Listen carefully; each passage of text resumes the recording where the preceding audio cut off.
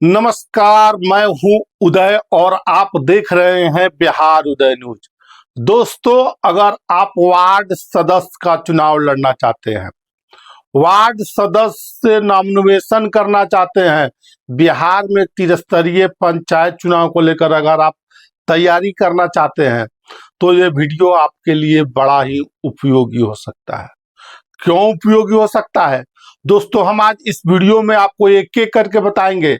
अगर इस वीडियो को आप स्किप करके देखिएगा तो हो सकता है ऐसी जानकारी हम आपको दे रहे हैं जिससे आपको बातें करे तो वो जानकारी छूट ना जाए, इसलिए वीडियो को पूरा करके देखिए। पूरा देखिएगा, स्किप करके नहीं देखिएगा। देखिए, बिहार में त्रिस्तरीय पंचायत चुनाव की दुगदुगी बज चुकी है। दुगदुगी बजने के साथ साथ वार्ड सदस्य, मुखिया, पंच, सरपंच, जिला परिषद, पंचायत समिति का जो चुनाव लड़ना चाहते हैं, भावी प्रत्याशी है, वर्तमान प्रत्याशी हैं, उन लोगों को अब बातें करें तो वो जनता के बीच जाना अब शुरू कर चुके हैं। और अब सवाल यह है कि आज हम इस वीडियो में बात करेंगे वार्ड सदस्यों के लिए क्या योग्यता होना चाहिए, किन किन कागजातों की जरूरत पड़ेगी, क्या क्या करना होगा, क्या नहीं करेंगे तो आपको नॉमिनेशन रद्द हो सकता है। तमाम बातें हैं दोस्तों, आज हम इस वीडियो में आपको एक एक करके आपको हम बताएंगे। उससे पहले हम आगे बढ़े, आपसे करवद आग्रह है कि अगर आप चैनल पर नए हैं तो चैनल को सब्सक्राइब कर लीजिए, बेल आइकन दबा लीजिए, जिससे आपको आगे की जानकारी मिलता रहे। देखिए, वार्ड सदस्य का चुनाव लड़ने के लिए सबसे पहली जो आवश्यकता है, आपको भारतीय नागरिक होना होगा और जो उम्मीदवार होगा वो भारत का नागरिक होगा। दूसरी तरफ बात करें तो उसका उम्र 21 वर्ष से कम नहीं होना चाहिए। 21 वर्ष का उम्र अनिवार्य है। अगर आप 21 वर्ष के हैं तो वार्ड सदस्य का चुनाव, पंचायत चुनाव जो बिहार में इस साल के अंत तक होना है, उसमें आप भाग ले सकते हैं।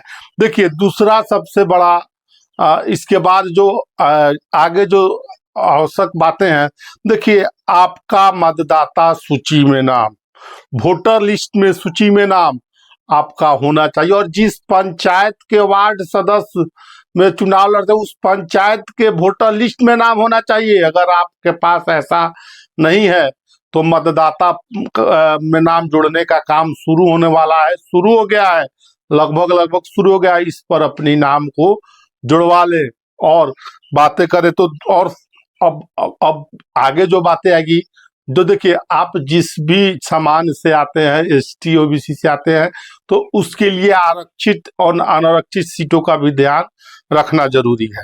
देखिए, अब बातें करें तो हो गई योग्यता के बारे में। अब क्या क्या जरूरी लगेंगे, क्या क्या जरूरी दस्तावेज लगेंगे चुनाव लड़ने के लिए, क्या क्या आपको चाहिए। देखिए, सबसे पहले आपको एक नामांकन पत्र भरना होगा।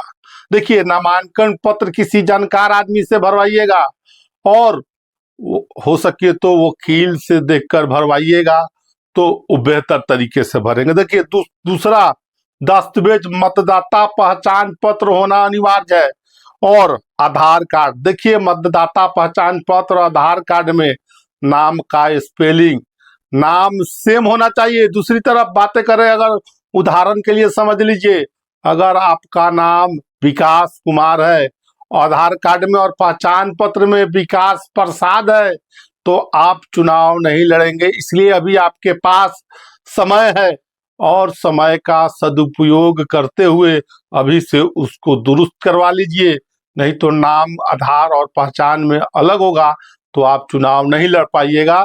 तो ये जरूरी दस्तावेज है। दूसरी तरफ पासपोर्ट साइज का फोटो 4-5 खिंचवा लीजिएगा। और अब समय नहीं है, जुगडुगी बजने वाली है। दूसरी तरफ जाति प्रमाण पत्र। देखिए, अगर जाति प्रमाण पत्र की आवश्यकता हो, अगर जाति प्रमाण पत्र वहां लागू हो, तो आप जाति प्रमाण पत्र जरूर बनवा लीजिएगा। देखिए, आवास प्रमाण पत्र यानी निवास प्रमाण पत्र भी बनवा लीजिएगा। और जैसे कि मैंने बताया, आवास प्रमाण पत्र बनवाइएगा, आधार कार्ड, पहचान पत्र और आवास में सेम नाम होना चाहिए, उसमें अंतर नहीं होना चाहिए, नहीं तो हो सकता है आपका नामांकन रद्द हो जाए। देखिए दूसरी अब चीज है कि अब एफिडेविट यानी शपथ पत्र बनवाना आपको अनिवार्य है। देखिए हम बातें करें एफिडेविट बनवाने के बारे में तो देखिए हम आपको बता रहे हैं कि एफिडेविट बनाना जरूरी है, किसी वकील से जाइएगा। और देखिए आपको बता दें कि उसमें आपको अपनी संपत्ति का बातें करें, शपथ पत्र में अपनी संपत्ति का, आपराधिक मामले, तमाम मामले को जानकारी देना होगा। अगर आप पर कुछ ऐसा कुछ केस है, कुछ है, तो उसको लेकर आपको उसकी जानकारी एफिडेविट में देनी है। दूसरी तरफ नामनिवेशन फीस यानी 250 से लेकर 500 के बीच में नामनिवेशन फीस हो सकता है, नामांकन फीस हो सकता है। और जरूरी नियम यानी इम्पोर्टेंट रूल्स क्या है, देखिए किसी भी प्रकार का आप चुनाव लड़ना चाहते हैं तो किसी भी प्रकार पर आप पर गंभीर आरोप, गंभीर आपराधिक इतिहास नहीं होना चाहिए। दूसरी तरफ बात करें तो सरकारी नौकरी में भी नहीं होना चाहिए। दिवालिया घोषित, डिफॉल्टर घोषित नहीं होना है, होने वाले लोगों को भी चुनाव नहीं लड़ सकते हैं वार्ड सदस्य का। दूसरी तरफ एक से अधिक जगह नामांकन आप नहीं कर सकते हैं, एक जगह ही आपको नामांकन करना पड़ेगा। देखिए चुनाव प्रक्रिया के बारे में बात करें तो नामांकन फॉर्म भरना है, दस्तावेज जमा करना है, उसके बाद स्क्रूटनी होगी और स्क्रूटनी के बाद, जांच के बाद आपको चुनाव प्रचार होगा और मतदान और परिणाम आएगा। तो देखिए यह वीडियो आपके लिए कितना उपयोगी है। जैसे हमने बताया है कि वार्ड सदस्य का चुनाव लड़ना चाहते हैं तो किन किन कागजों की जरूरत होगी, जैसे आधार कार्ड, पहचान पत्र, निवास प्रमाण पत्र, अगर जाति से जो है तो जाति प्रमाण पत्र, तमाम दस्तावेजों को दोस्तों हमने बताया है। और वीडियो आपको कैसा लगा, आपके लिए महत्वपूर्ण है या नहीं महत्वपूर्ण है, एक एक करके बताइएगा। देखिए तमाम जो खबरें निकल कर आ रही है, पंचायत चुनाव का ऐलान किसी भी वक्त हो सकता है। तो जो वार्ड सदस्य का चुनाव लड़ना चाहते हैं वो अभी से ही सारी कागजों की तैयारी कर लें, अन्यथा उस समय धुआं कचौड़ी से बच सकते हैं। और देखिए बिहार में पंचायत चुनाव को लेकर अभी से ही सियासी रणनीति बननी शुरू हो गई है। भावी प्रत्याशी लोग जो वार्ड का लड़ना चाहते हैं वार्ड में भ्रमण कर रहे हैं, तमाम बातें हैं, एक एक करके हमने बताया है। दोस्तों आपकी क्या राय है इस वीडियो के बारे में, इस वीडियो के बारे में, वार्ड सदस्यों के बारे में हमने बताया, चुनाव लड़ने के लिए क्या क्या दस्तावेज जरूरी है, उस बारे में कमेंट बॉक्स में कमेंट करके जरूर बताइएगा। बने रहे बिहार उदय न्यूज के साथ। बहुत बहुत धन्यवाद।